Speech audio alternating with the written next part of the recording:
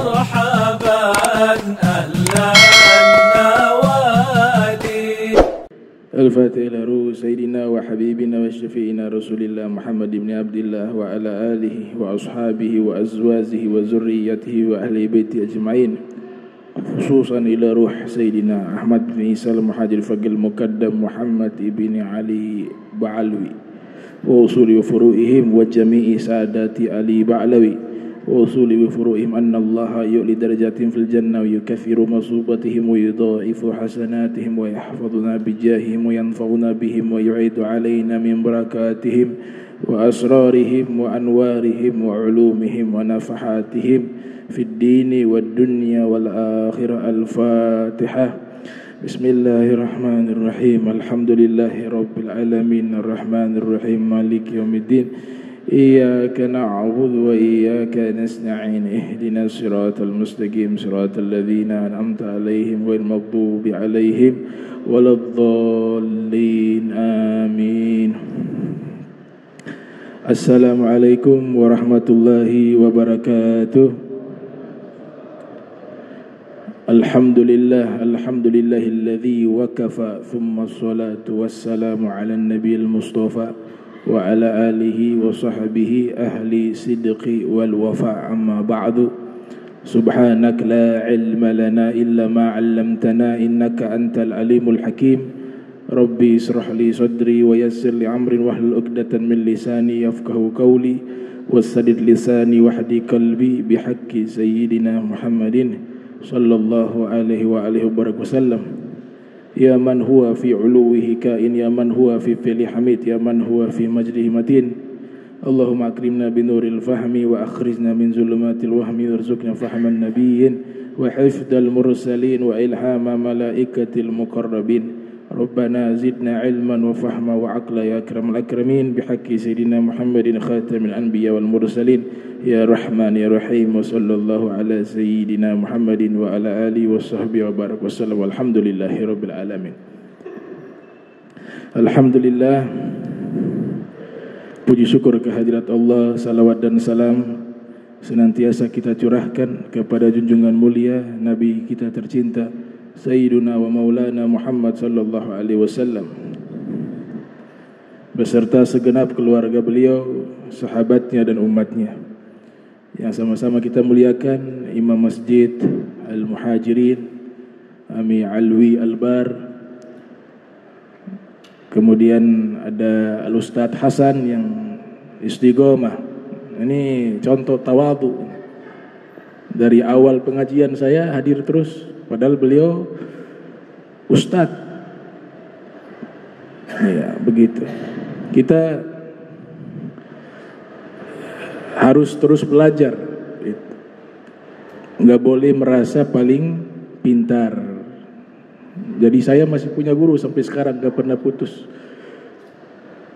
Merasa menjadi santri selama-lamanya. Di atas langit masih ada langit. Di atas langit masih ada langit. Fauqa dhi alim alimun, fauqa dhi ilmin alimun. Di atas orang berilmu masih ada yang berilmu. Kita sudah sampai ke hadis 298. Babul istilqa'i fil masjidi. Bab berbaring di dalam masjid. An Abdullah ibn Zaid al-Ansari radhiyallahu anhu annahu ra'a Nabiyya sallallahu alaihi wasallam mustalqiya fil masjidi wadi'an ihda rijlaihi 'ala al-ukhra. Al-Imam Al-Bukhari membuat satu bab di dalam kitab Sahih Al-Bukhari, kemudian diringkas oleh Syekh Zabidi dalam Mukhtasar Sahih Al-Bukhari. Ada satu bab berjudul bab berbaring di dalam masjid, bab al-istilqa'i fil masjid. Perlu diketahui bahwa seluruh ulama yang pakar di dalam ilmu hadis Nabi, atau kita sebut dengan al-muhaddithun. Al-muhaddithun itu adalah ulama-ulama yang memiliki kemampuan dua ilmu hadis, riwayah dan dirayah. Mereka kuasai dua ilmu tersebut, disebut dengan al-muhaddithun, para muhaddith. Kalau dari sisi hafalan hadis disebut dengan al-huffaz, para penghafal hadis, para huffaz. Minimal 100.000 hadis mereka menghafal dari sisi sanad dan juga isi hadis tersebut, baru berhak memiliki, kemudian mereka berhak memiliki gelar sebagai al-hafiz bentuk tunggal, al-huffaz bentuk jamak. Akan tetapi jarang kita disampaikan bahwa ulama-ulama ahli hadis hakikatnya mereka juga seorang ahli tafsir Al-Quran. Jadi ulama yang hafiz kemudian ia seorang al-muhaddith, maka secara otomatis dia juga seorang mufassir, seorang ahli tafsir. Ayat-ayat Al-Quran mereka tahu tafsiran-tafsirannya. Nah, definisi hafiz di zaman kita ini cenderung kepada para penghafal Al-Quran. Orang yang hafal Al-Quran 30 juz disebut hafiz. Tapi terminologi al-hafiz di masa lampau atau dalam terminologi para ulama, al-hafiz itu orang yang sudah menghafal hadis Nabi 100.000 hadis atau lebih dari 100.000. Dan secara otomatis Al-Quran juga mereka sudah hafal. Karena menghafal hadis lebih sulit dibanding menghafal Al-Quran. Yang saya maksud menghafal hadis dan diberikan gelar Al-Hafiz, karena yang dia hafal bukan hanya isi hadis tapi juga sanad hadis. Itu yang membuat begitu panjang hafalan mereka, begitu banyak hafalan mereka. Adapun Al-Quran yang dihafal, kalau dihafal Al-Quran tidak ada sanad. Kita baca satu surat atau kita hafal satu surat, isi daripada Al-Quran saja yang dihafal, tidak menggunakan sanad. Ini hafalan bacaan ini saya dapat dari guru saya fulan dari tidak, tapi langsung dihafal. Sehingga ulama-ulama yang disebut al-hafiz dan al-muhaddith mereka juga seorang mufassir, seorang ahli tafsir. Nah, di dalam rangkaian metodologi penafsiran Al-Quran ada berbagai macam cara menafsirkan Al-Quran. Tentunya yang berhak menafsirkan yang sudah memiliki banyak ilmu-ilmu yang memang harus mereka kuasai untuk bisa menafsirkan Al-Quran. Imam Suyuti menyebutkan puluhan ilmu, sudah menguasai puluhan ilmu, kemudian berhak dia untuk bisa menafsirkan Al-Quran. Jadi kalau kurang dari puluhan ilmu ini, dia tidak boleh menafsirkan Al-Quran. Maka kata yang sering digunakan, menurut saya ayat ini membahas tentang masalah ini, penafsirannya itu sangat fatal. Karena Al-Quran tidak boleh menurut saya, menurut Allah, menurut Rasulullah. Sehingga tidak layak seorang yang tidak pakar di bidang tafsir Al-Quran, tidak menguasai ilmu tentang penafsiran, kemudian dia mengatakan menurut saya seperti ini ayat ini, menurut saya seperti ini. Itu tidak boleh. Yang benar adalah dia mengutip ulama-ulama tafsir. Menurut Imam Ibn Katsir, ayat ini membahas tentang masalah ini. Menurut Imam Fakhruddin Ar-Razi, ayat ini membahas tentang masalah ini. Menurut Al-Imam Abu Layth Samarkandi, ayat ini tafsirannya seperti ini. Yang begitu yang dibenarkan. Terkecuali dia seorang mufassir, baru tanpa dia merujuk kepada kitab tafsir, boleh dia lakukan penafsiran. Karena ada ancaman dari Nabi kita Muhammad sallallahu alaihi wasallam, man fassara ayatan bi ra'yihi falyatabawwa maq'adahu minan nar. Siapa yang menafsirkan satu ayat Al-Qur'an dengan akalnya, bukan berlandaskan ilmu, maka dia sudah mengambil satu tempat di dalam neraka. Bahkan riwayat yang dikeluarkan oleh Al-Imam Abu Ja'far Muhammad ibn Jarir At-Tabari yang dilahirkan tahun 224 Hijriah, wafat tahun 310 Hijriah, beliau meriwayatkan hadis, man fassara ayatan, siapa yang menafsirkan satu ayat Al-Quran dan kebetulan benar tafsirannya, akan tetapi tanpa landasan ilmu, faqad akhta, maka sungguh dia salah.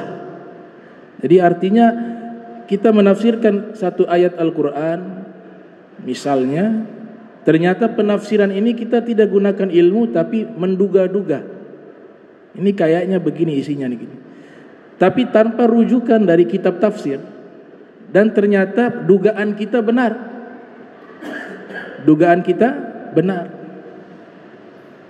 maka itu dikatakan salah karena kebetulan saja dia benar, dan diwajibkan menafsirkan ayat harus lewat ilmu.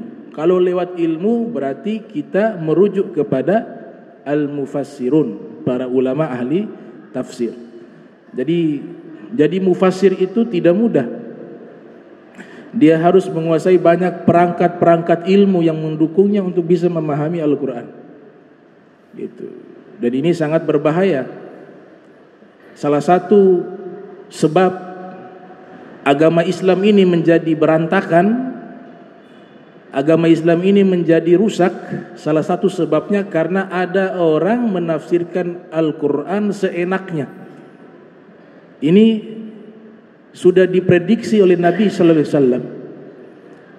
As-Sayyid Ahmad Zainud Dahlan dalam kitabnya Fitnatul Wahabiyah mengutip satu riwayat hadis dari Nabi kita Muhammad sallallahu alaihi wasallam. Nabi bersabda, akhwafu ma akhafu ala ummati yakhruju rajulun yu'awwilul Qur'ana bisun'ihi fi ghairi mawdi'ihi. Yang paling saya takutkan fitnah yang menimpa umatku. Ini sabda Nabi. Yang paling saya takutkan, akhwaf ismu tafdil, bukan sekedar takut tapi paling takut, sangat takut.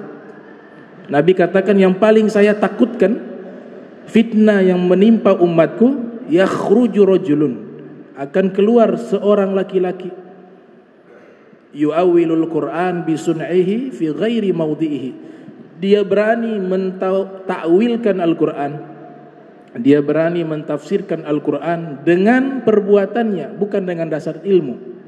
Kemudian tafsiran-tafsiran yang keliru itu dia tempatkan bukan pada tempatnya. Jadi ini salah satu fitnah. Nah khususnya para duat, para da'i yang sering berceramah harus berhati-hati ketika membahas Al-Quranul Karim. Dia harus merujuk di dalam kitab-kitab tafsir. Al-Quran berbeda dengan yang lain. Al-Quran berbeda dengan hadis Nabi, berbeda dengan kitab fikih, sehingga status hukumnya berbeda dengan yang lain. Al-Imam An-Nawawi yang lahir 631 Hijriah, di dalam kitab Al-Adhkar An-Nawawiyah, beliau mengutip riwayat hadis Rasul SAW bersabda, fadlu kalamillah ala sairil kalam kafadlillah ala khalqihi. Kemuliaan firman Allah dibanding dengan seluruh ucapan, seluruh kalam, itu bagaikan perbandingan antara Allah dengan makhluk. Sehingga dalam kitab Kifayatul Akhyar, kitab fikih Syafi'i, di situ menyatakan di antara etika dan adab membaca Al-Quran, kita harus mengikuti kaedah-kaedah yang sudah diatur oleh ulama ahli qiraah. Di dalam membaca Al-Quran, Rasul sallallahu alaihi wasallam menyatakan, zayyinul Qur'ana bi aswatikum, hiasilah Al-Quran dengan suara-suara kalian. Dalam satu riwayat Nabi katakan, iqra'ul Qur'ana bil hunil Arab, bacalah Al-Quran menggunakan logat Arab, bil hunil Arab. Di dalam membaca Al-Quran ada seni, ada nada, nagomat namanya, jiharka, soba, bayati, itu nama-nama nada di dalam membaca Al-Quran. Namun nada-nada ini nada-nada yang bersanad kepada ulama ahli qiraah, yang mereka juga bersanad kepada baginda Nabi Muhammad sallallahu alaihi wasallam. Jadi bukan hasil inovasi mereka, tidak. Qiraah sab'ah itu dari Nabi. Namun ini seperti madhab di dalam membaca Al-Quran. Semua punya madhab, madhab fikih ada, madhab tasawuf ada, madhab akidah ada. Nah, madhab membaca Al-Quran juga ada. Nada-nada yang sudah diatur oleh para ulama itu bersanad, sehingga sebagian ulama mengatakan Rasul sallallahu alaihi wasallam ketika menjadi imam solat 5 waktu, tatkala beliau membaca surat Al-Fatihah, beliau menggunakan nada jiharkah. Nada jiharkah. Dan nada-nada ini kalau kita gunakan itu harus belajar lewat guru. Kalau kita gunakan nada-nada ini, maka dia tidak akan keluar daripada hukum bacaan Al-Quran. Kita kenal dengan ilmu tajwid, ahkamul qiraah, ilmu tajwid, tajwidul huruf wa ma'rifatul wuquf, kata Imam Ali. Warattilil Qur'ana tartila, bacalah Al-Quran dengan tartil. Ditanya kepada Sayyidina Ali, apa makna tafsiran ayat tersebut? Beliau menjawab, ma'rifatul wuquf, tajwidul huruf wa ma'rifatul wuquf, memperbagus huruf yang dia baca dan mengetahui letak berhentinya bacaan Al-Quran. Nagomat, nada-nada yang sudah diatur dalam ilmu qiraah, ketika kita gunakan nada tersebut, maka dia akan sejalan dengan ilmu tajwid, karena itu sudah disetting seperti itu. Kalau kita menggunakan nada yang keluar dari kaidah ini, maka tidak akan sesuai dengan ilmu tajwid. Makanya tidak boleh dirubah. Membaca Al-Quran pakai nada daerah masing-masing ini berbahaya. Pakai logat Ternate, logat Tidore, logat Sunda, logat Jawa. Ini yang harus dipahami, karena ketika kita keluar dari kaidah nada-nada yang sudah diatur oleh ulama, yang tentu bersanad kepada Nabi, kita baca menggunakan nada tersebut, dia sejalan dengan hukum tajwid. Tapi di luar nada ini, pasti dia keluar dari hukum tajwid. Nah, sehingga ulama melarang untuk menggunakan nagomat selain yang sudah ditentukan oleh para ahlul qiraah, para qurra, para ulama yang pakar dalam bidang membaca Al-Quranul Karim. Etika membaca Al-Quran berbeda dengan kita membaca buku-buku yang lainnya. Tidak boleh disamakan. Di antaranya dalam mazhab Syafi'i, bagi yang tidak berwudu tidak boleh menyentuh mushaf kecuali dalam keadaan berwudu. Tapi kalau yang lain boleh. Ada perbedaan. Nyentuh saja tidak boleh. Cover belum isinya, covernya kita sentuh tidak boleh. Bahkan membawa, ada Al-Quran dalam tas. Dalam tas hanya isi Al-Quran. Kita bawa tas tersebut, otomatis niat membawa tas yang ada Al-Quran. Dalam keadaan tidak berwudu, itu pun dilarang dalam mazhab Syafi'i. Tapi kalau kitab-kitab yang lain nggak ada masalah. Kenapa berbeda? Tentu berbeda. Al-Quran kalamullah, firman Allah. Al-munazzal ala qalbi Sayyidina Muhammad, yang diturunkan dan dimasukkan ke dalam hati Nabi Muhammad sallallahu alaihi wasallam. At-ta'abbud bitilawatih, bernilai ibadah ketika membacanya. Al-manqul bitawaturi, diriwayatkan secara mutawatir. Al-mabdu bi suratil Fatihah, diawali dengan surat Al-Fatihah. Al-makhtum bi surati An-Nas, ditutup dengan surat An-Nas. Itulah namanya Al-Quran. Bagaimana mungkin kita menyamakan firman Allah dengan ucapan makhluk? Ini yang nomor satu. Sehingga hukumnya berbeda. Membaca Al-Quran diiringi dengan musik misalnya, itu tidak dibenarkan. Membaca Al-Quran diiringi dengan musik tidak dibenarkan. Bahkan bukan saya yang berbicara, bisa dirujuk dalam kitab Kifayatul Akhyar. Kalau orang tersebut dia tahu itu salah dan sengaja melakukannya, atau ada niat ingin merendahkan Al-Quran, dikhawatirkan kufrun, dia menjadi kufur. Namun kalau salawatan, qasidah, syair, berbeda hukum ini. Boleh kita iringi dengan musik. Hukum musik sendiri juga itu Imam Ghazali menyatakan hukum nyanyian dulu, hukum nyanyian itu sama seperti berbicara. Kalau yang keluar adalah kebaikan maka baik. Tapi yang keluar dari liriknya adalah keburukan, maka menjadi buruk. Atau membuat dia lalai, itu juga menjadi buruk. Namun ketika Al-Quran, hukumnya berbeda.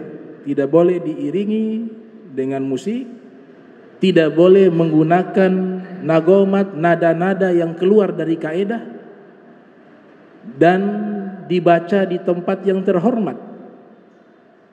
Karena firman Allah subhanahu wa ta'ala. Nah itu.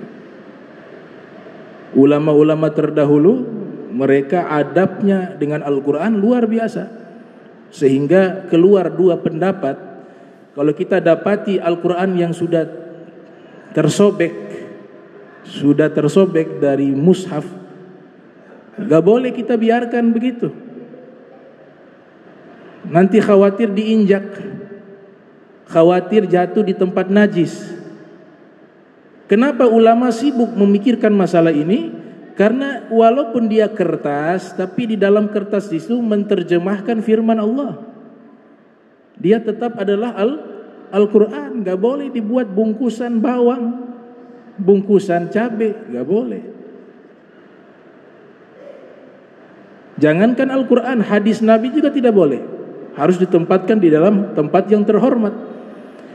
Lantas bagaimana solusi agar kita bisa menerapkan satu hukum yang tepat ketika melihat ada Al-Quran yang tersobek? Maka caranya dua. Ini dari pendapat 4 madhab. Cara yang pertama, dibakar. Kita bakar. Kalau sudah bakar kan sudah hilang. Dalilnya adalah Sayyidina Utsman bin Affan pernah membakar Al-Quran. Makna membakar Al-Quran, di zaman beliau Al-Quran ini dia punya mushaf di setiap wilayah berbeda.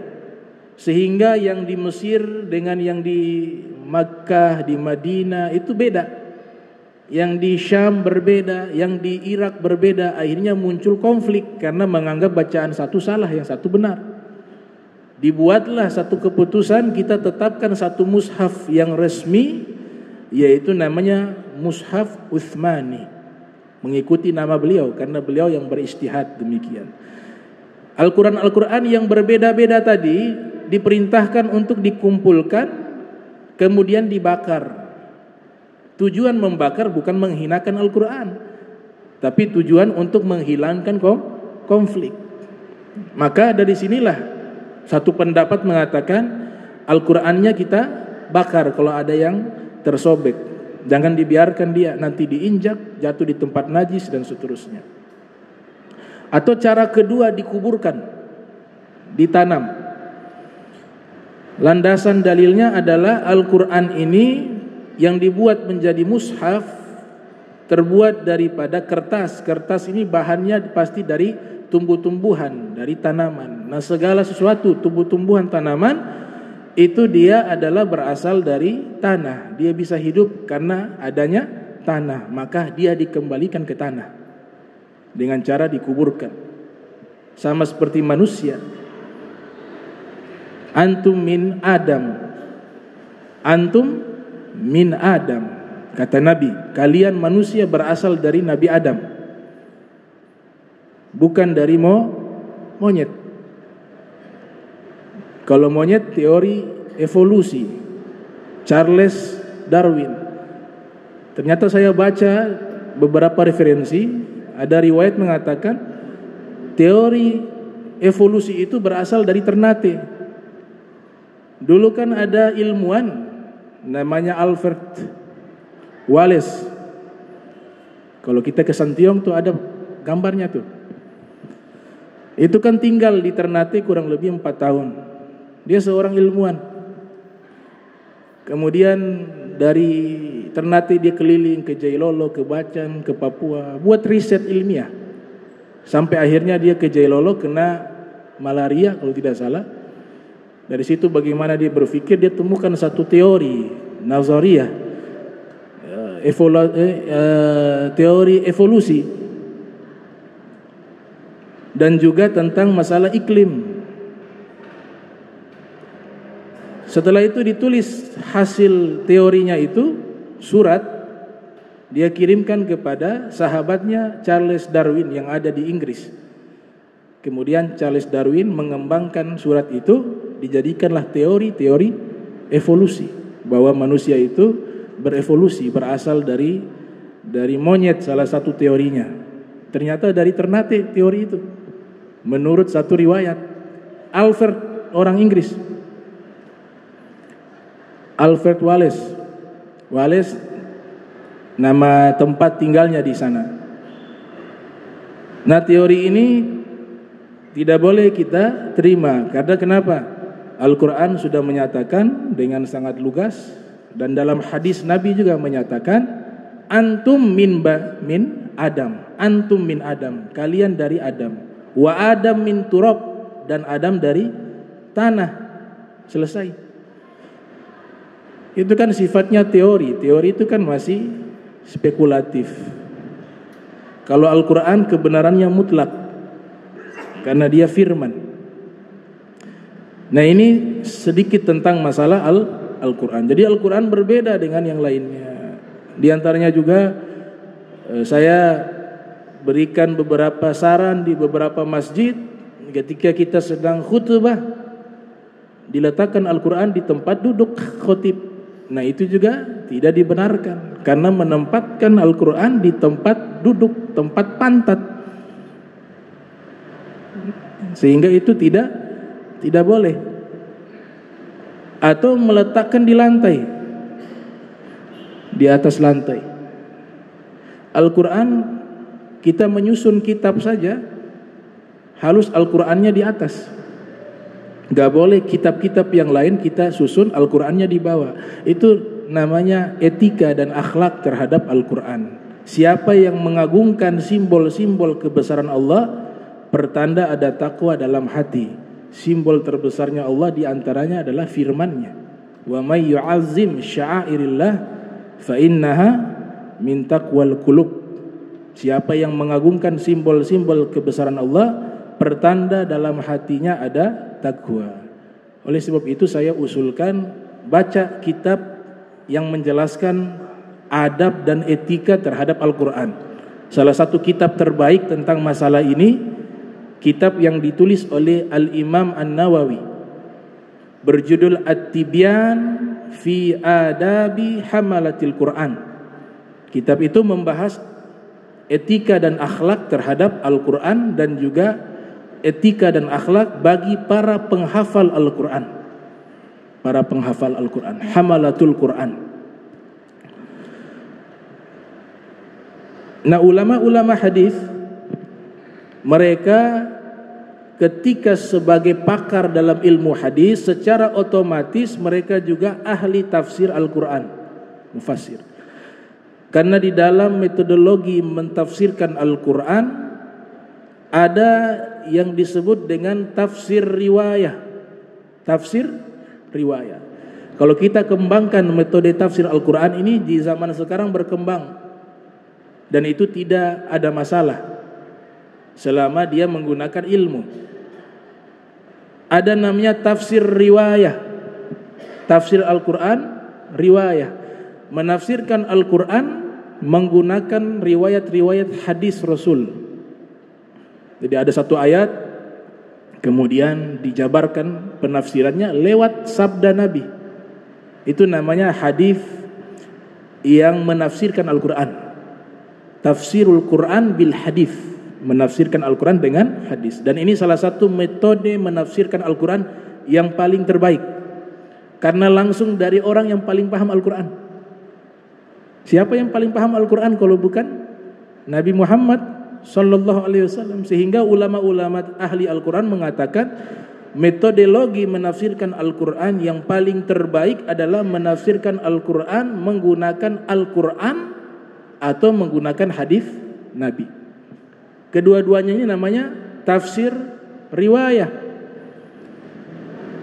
Ada juga metode menafsirkan Al-Quran dengan ayat Al-Quran. Di antaranya kitab Syekh Muhammad Asy-Syinkiti yang ditulis oleh Syekh Muhammad Asy-Syinkiti berjudul Adwaul Bayan. Adwaul Bayan adalah kitab tafsir yang menafsirkan Al-Quran dengan Al-Quran. Kalau menafsirkan Al-Quran dengan hadis Nabi, di antara kitab-kitab yang terkenal adalah kitabnya Ibnu Katsir yang lahir tahun 700 Hijriah, beliau wafat pada tahun 774 Hijriah. Itu menggunakan riwayat. Kemudian ada penafsiran Al-Quran menggunakan bahasa. Dari sisi bahasa mereka tafsirkan bahasa Arab dari ilmu balaghahnya. Tafsir Jalalain, tafsir Al-Maraghi itu menggunakan metodologi pendekatan bahasa.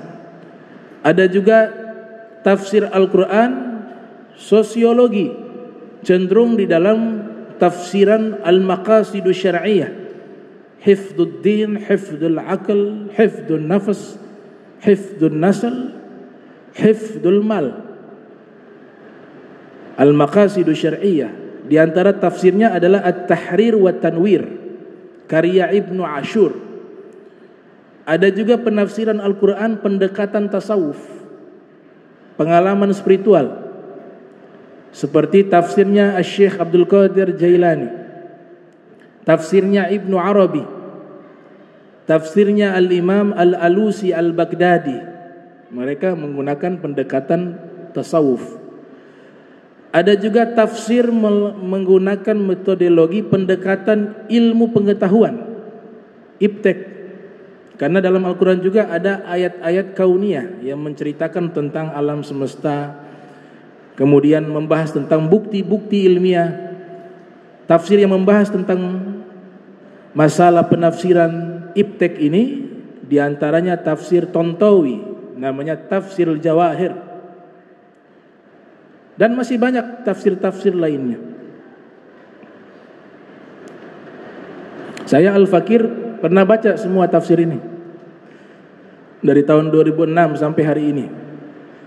Tafsir Qurtubi, tafsir Ar-Razi, tafsir Abul Lais Samarqandi, Bahrul Ulum, nama kitab tafsirnya. Nah, dari situ kita melihat mereka para ulama ahli tafsir ketika menafsirkan satu ayat itu mereka sangat hati-hati menafsirkan. Kalau ada riwayat hadis dari Nabi, mereka akan masukkan walaupun tafsir tersebut bukan metodologi tafsir riwayah, menunjukkan kehati-hatian mereka dalam menafsirkan Al-Quran. Jadi ulama-ulama hadis pasti mufassir, karena mereka banyak menghafal riwayat-riwayat hadis Nabi yang di dalam riwayat tersebut ada riwayat-riwayat yang menafsirkan Al-Quran. Kita baca Sahih Bukhari, Sahih Bukhari itu sekitar 7.000 hadis. Tebal. Ada yang berjilid dicetaknya, ada yang dijadikan satu jilid. Sekitar 7.000. Di antara hadis ada yang diulang-ulang. Jadi satu hadis beliau ulang-ulang beberapa kali. Itu menunjukkan hadis itu penting. Sehingga beliau masukkan lagi. Bukan stok hafalannya sedikit, bukan. Tapi karena hadis ini penting sekali, beliau ulang-ulang di beberapa bab. Tapi hadisnya itu. Jadi kalau yang diulang-ulang secara keseluruhan sekitar 7.000 hadis. Kalau yang tidak diulang-ulang sekitar 5.000 hadis. Di dalam Sahih Bukhari itu ada bab, satu fasal khusus membahas tentang hadis-hadis yang menafsirkan Al-Quran. Hadis yang menafsirkan Al-Quran. Jadi Imam Bukhari juga seorang mufassir.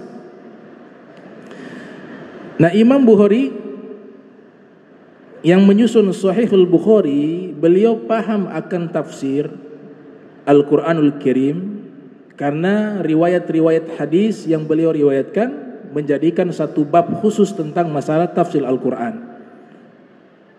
Di antara ayat yang ingin saya kasih contoh bagaimana cara menafsirkan Al-Quran dari metodologi para mufassirun, itu biasanya mereka menafsirkan per kata. Itu yang paling terbaik. Jadi per kata, mulai dari awal ini. Itu satu kata itu kalau dikaji puluhan lembar. Makanya jangan heran tafsir itu 19 jilid ada yang 20 jilid, ada yang 40 jilid. Bahkan kami dapati tafsir surat Al-Fatihah Al-Imam Al-Maqdisi namanya. Al-Imam Al-Maqdisi menafsirkan suratul Fatihah saja, satu surat itu dapat 1000 jilid. Surat Fatihah dapat 1000 jilid. Contoh ayat yang sangat terkenal, surat Az-Zumar ayat 9. Kalau kita tidak merujuk kepada ulama tafsir, pasti kita akan mengartikan ayat ini keluar dari kebenaran. Contoh, Qul hal yastawi alladzina ya'lamuna walladzina la ya'lamun innama yatadzakkaru ulul albab. Surat Az-Zumar ayat 9. Contoh cara menafsirkan Al-Quran. Qul. Mereka akan bahas dulu apa itu qul. Qul itu dari kata apa? Qala yaqulu qawlan. Artinya berkata, berucap. Kalau bentuknya qul, fi'ul amr, kata kerja perintah. Kata kerja perintah. Nah, ketika ada perintah, para ulama di bidang yang lain, namanya para ulama usul fikih, mereka mengambil hukum referensi utama Al-Quran. Itu mereka mengambil kesimpulan dan membuat kaidah, jika ada perintah maka menunjukkan wajib atau sunnah. Ada perintah, dua kemungkinan, dia wajib atau sunnah. Buat kaidah oleh para ulama usul fikih. Sehingga perintah salawat itu diperdebatkan karena ada perintah. Innallaha wa malaikatahu yusholluna 'alan nabi ya ayyuhalladzina amanu shollu 'alaihi wa sallimu taslima. Kan perintah, bersalawatlah dan ucapkanlah salam kepada Nabi Muhammad sallallahu alaihi wasallam dengan penghormatan. Ini masalah perintah. Ada perintah. Perintah dua kemungkinan, wajib atau sunnah. Maka muncul dua pendapat. Pendapat pertama mengatakan yang namanya muslim wajib, muslim mukmin wajib seumur hidup pernah bersalawat kepada Nabi. Wajib. Sehingga salawat secara otomatis ada dalam solat. Orang yang solat pasti sudah melaksanakan perintah salawat. Karena di dalam solat ada salawat kepada Nabi Muhammad. Sebagian mengatakan perintahnya sunnah. Berarti kan tidak mudah. Satu kata saja panjang lebar dibahas. Perintah. Kemudian yang ada larangan, nahyun. Ada perintah, ada larangan. Ketika larangan juga ada dua kemungkinan. Larangan ada dua kemungkinan. Yang pertama, larangan sifatnya haram dan larangan yang sifatnya makruh. Makruh juga larangan. Jadi tidak semua larangan di dalam Al-Quran ataupun di dalam hadis itu menunjukkan haram. Tidak semua. Mereka harus kumpulkan juga referensi-referensi hukum lainnya baru bisa simpulkan. Tidak semua perintah itu wajib. Contoh kurban. Kurban itu perintah dalam Al-Quran. Inna a'tainaka al-kautsar fasalli li rabbika wanhar. Kata wanhar fi'il amr. Fi'il amr, perintah. Dan berkurbanlah kalian. Imam Abu Hanifah, ahli fikih juga harus ahli tafsir. Ahli fikih yang mujtahid ya, Imam Syafi'i, Imam Abu Hanifah, Imam Ahmad, Imam Malik, Imam Ja'far as-Shadiq, imam-imam kibar. Itu mereka bukan hanya ahli fikih, karena orang yang ahli fikih bahkan mencapai derajat mujtahid, mereka wajib menguasai Al-Quran. Makna menguasai Al-Quran, mereka harus tahu tafsir-tafsirnya, nasikh mansukhnya. Bahkan Imam Syafi'i sempat menghitung secara manual jumlah huruf dalam Al-Quran. Kalau bukan ahli Quran, mana mungkin dia sempatkan waktu itu. Jumlah huruf 2 juta lebih. Dihitung oleh Imam Syafi'i secara manual per huruf. Ibnu Zawzi Al-Baghdadi menghitung titik dalam Al-Quran. Titik dihitung, dapat jutaan. Nah, Imam Abu Hanifah ketika memahami wanhar dan berkurbanlah, beliau mengatakan perintah ini wajib. Makanya kurban, adhiyah dalam mazhab Hanifah, mazhabnya Hanafi, Abu Hanifah menyatakan kurban itu wajib. Imam Syafi'i tidak, mengatakan wanhar di sini perintahnya sifatnya sunnah, bukan wajib. Beda pendapat ulama. Dari mana Imam Syafi'i menyimpulkan bahwa perintahnya sunnah? Ada riwayat hadis yang beliau dapat, Nabi menyatakan bahwa kurban itu wajib untukku, wa sunnatun lakum, namun sunnah bagi kalian. Abu Hanifah tidak mendapatkan riwayat hadis ini. Menurut Al-Imam Abdul Wahhab Asy-Sya'rani dalam kitab Al-Mizanul Kubra. Nah, itu baru kata perintah dan larangan. Nah, di sini kata qul di ayat ke-9 surat Az-Zumar, qul artinya katakanlah. Perintah, fi'lu amr. Allah sedang memerintahkan siapa? Nabi Muhammad. Katakanlah. Berarti ini harus disampaikan. Kalau perintahnya sifatnya kepada Rasulullah, semuanya wajib.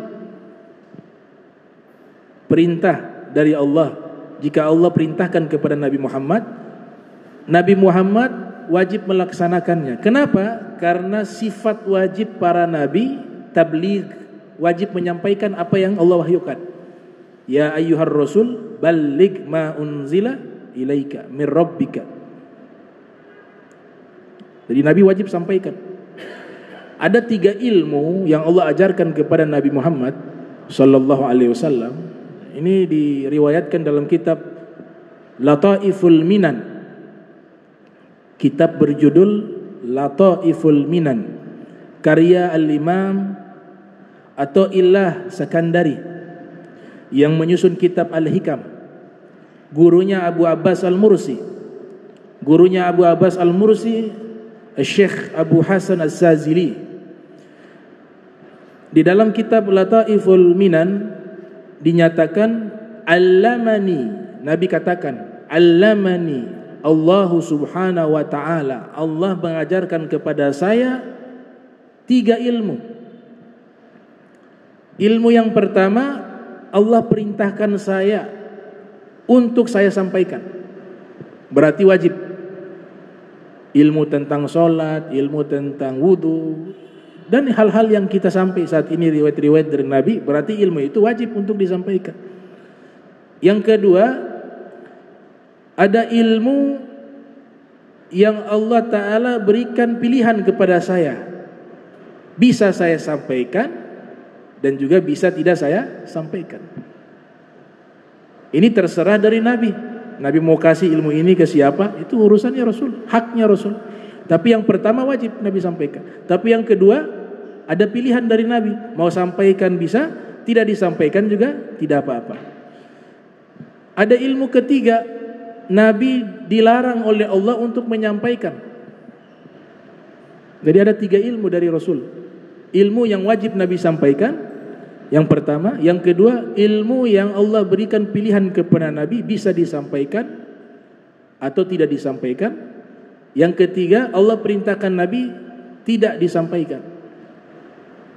Para ulama sufi mengatakan ini ilmu khususianya Rasul. Kenapa dilarang? Di antaranya Ibnu Arabi mengatakan karena otak manusia biasa gak bisa sampai di situ.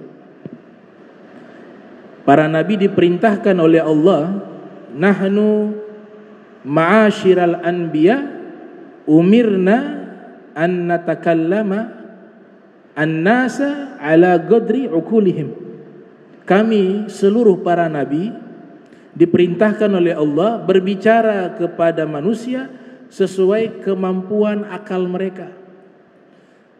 Kalau para nabi berbicara sesuai akalnya para nabi, ini manusia tidak akan bisa paham. Karena pengetahuan ilmu mereka berbeda dengan kita orang biasa. Nah, sehingga ilmu ketiga ini tidak boleh disampaikan. Nah, kata kul di sini menunjukkan kedekatan Allah dengan Nabi Muhammad. Karena ini mengisyaratkan Allah sering berfirman, berdialog dengan Nabi Muhammad sallallahu alaihi wasallam.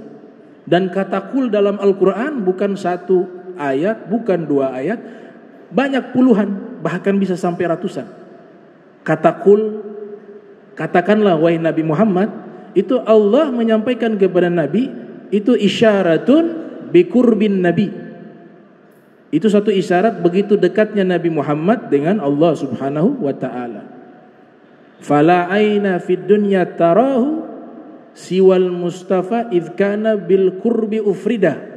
Dalam syair dikatakan tidak ada satu mata yang pernah melihat Allah ketika hidup di dunia kecuali matanya Nabi Muhammad yang pernah melihat Allah, karena begitu dekatnya derajat Nabi Muhammad dengan Allah Subhanahu wa taala. Jadi kata kul dibahas begitu panjang lebar. Itu baru satu kata kul. Kemudian kata kul ini, katakanlah, di dalam terminologi ilmu usul fikih, ketika ada pernyataan perintah dari Allah Subhanahu wa taala, perintah ini dibagi 2 lagi. Tadi kan wajib, sunnah. Tapi dibagi lagi 2. Perintah untuk mengerjakan atau perintah untuk menjauhinya. Perintah mengerjakan atau perintah untuk menjauhinya. Bukan yang larangan, perintah. Contoh, ya ayyuhalladzina amanu istanibu katsira minadh-dhonn inna ba'da dhanni itsmun. Itu larangan atau perintah? Wahai orang-orang beriman, jauhilah.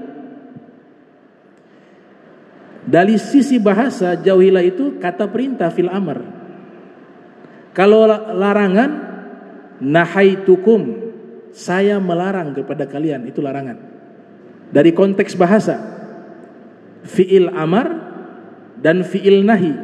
Fi'il nahi artinya kata kerja bentuk larangan, biasanya ada huruf la di depan. Contoh la di sini, ya ayyuhalladzina amanu, wahai orang-orang beriman, la ta'kulu, janganlah kalian makan. Itu larangan, ada kata jangan. Jadi perintah pun dirinci oleh ulama usul, ada perintah sifatnya wajib melaksanakan, ada perintah sifatnya wajib meninggalkan, atau ada perintah sunnah mengerjakan, atau perintah sunnah makruh untuk dikerjakan. Ini saya kasih gambaran begitu sulitnya tafsir Al-Quran. Satu kata itu jadi begitu, panjang ke sana putar, tapi tidak keluar dari ilmu, pakai riwayat hadis. Nah, jadi kalau berbicara Al-Quran, penafsirannya wajib menggunakan tafsir Al-Quran. Kita munqil, mengutip riwayat-riwayat dari para ulama. Sekarang kata kedua, hal. Apakah? Qul hal yastawi alladzina ya'lamuna walladzina la ya'lamun. Innama yatadzakkaru ulul albab. Saya belum pernah ngajar tafsir. Nah, ini sedikit kita kaji tafsir. Nah, saya pernah belajar 3 tahun kepada seorang guru ahli tafsir. Yang uniknya ini sang guru, beliau belajar di India, di Pakistan, di Jazirah Arab. Namanya Pak, kita biasa panggil Pak Qurtubi. Jadi namanya Al-Qurtubi itu nama ulama tafsir Al-Quran, Imam Qurtubi. Nama beliau Pak Qurtubi, Ustadz Qurtubi. Ngajar kepada kami kitab tafsir Qurtubi juga. Jadi gurunya namanya Ustadz Qurtubi, ngajar tafsirnya tafsir Qurtubi. Di surat Al-Fatah itu kan ada kata alaihu. Alaihu itu di ayat ke-10. Kata alaihu itu di dalam undang-undang bahasa Arab salah. Kata alaihu. Tapi ada di dalam Al-Quran. Namun tidak ada seorang pun ulama berani menyalahkan itu. Berani mengatakan Allah salah, tidak fasih menyampaikan firman-Nya, atau Nabi Muhammad tidak fasih. Gak ada yang berani. Kami tanya kepada para ahli Al-Quran. Saya juga belajar di lembaga tafsir Al-Quran hampir 1 tahun. Guru-gurunya banyak dari berbagai syekh yang ada di Makkah, Ummul Qura. Pernah kami belajar. Ditanya apa itu alaihu? Nah, di antara mereka ada yang menyatakan jawabannya begini-begini, tapi saya masih belum puas. Saya tanya Bapak Qurtubi, Ustadz Qurtubi. Beliau kasih 2 jawaban. Jawaban pertama, Allah Subhanahu wa taala memang sengaja membuat lafaz kata alaihu itu salah. Allah sengaja menyampaikan firman ini menggunakan kata alaihu untuk sengaja salah, agar keluar satu hikmah, satu ilmu, bahwa bukan Al-Quran yang harus tunduk ke bahasa Arab, tapi bahasa Arab yang harus tunduk kepada Al-Quran, karena Al-Quran adalah kalamullah. Jawaban yang kedua, ayat tersebut bisa kita buka surat Al-Fatah ayat 10. Itu menceritakan sulhu Hudaybiyah, perjanjian Hudaybiyah. Perjanjian Hudaybiyah antara Nabi Muhammad dengan orang-orang musyrik yang ada di kota Makkah. Perjanjian tersebut isinya itu kan secara tekstualis merugikan umat Islam. Ini panjang. Kenapa bisa rugi? Ya baca di kitab sejarah. Merugikan umat Islam. Tapi sesungguhnya ada hikmah di balik itu yang justru menguntungkan umat Islam. Jadi sebagian sahabat protes, kenapa nih perjanjian ini kok yang untung orang musyrik, justru kita orang Islam yang rugi? Nah, ternyata ada hikmah. Nah, perjanjian tersebut disaksikan oleh Allah Subhanahu wa taala. Sehingga ini disebut dengan mitsaqun tsaqilun. Mitsaqun tsaqilun. Satu perjanjian yang sangat besar tanggung jawabnya. Karena begitu besar tanggung jawab, begitu besar ini perjanjian Sulhu Hudaybiyah, sehingga cara bacanya itu tidak boleh ringan, harus berat. Kalau alaihi itu ringan, alaihi. Harus alaihu, berat. Dia mengisyaratkan begitu beratnya perjanjian Sulhu Hudaybiyah. Itu luar biasa tuh firman. Dia punya nafas dalam bacaan itu, ada tafsiran. Jadi tafsir Al-Quran itu bukan hanya menafsirkan perkata atau lafaz-lafaz dalam Al-Quran. Isyarat, nafas juga itu menafsirkan Al-Quran. Buktinya alaihu, Allah ganti dengan dhamma yang harusnya kasroh karena khafif. Membaca huruf kasroh itu ringan di lidah. Sedangkan ini lagi membahas perjanjian yang begitu besar tanggung jawabnya di hadapan Allah. Allah ganti dengan dhamma alaihu, berat. Jadi nafas menafsirkan Al-Quran.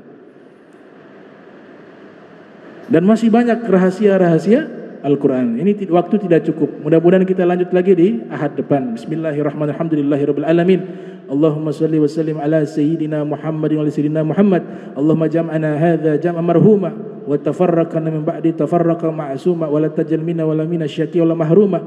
Allahumma nadhih qulubana 'anit ta'alluqi biman dunak waj'alna min qaumin tuhibbuhum wa yuhibbunak. Subhanaka bihamdika asyhadu an la ilaha illa anta astaghfiruka wa atubu ilaik. Wa sallallahu ala sayyidina Muhammadin wa ala alihi wa sahbihi wa barak wa sallam wa lafu minkum. Wassalamu alaikum warahmatullahi wabarakatuh.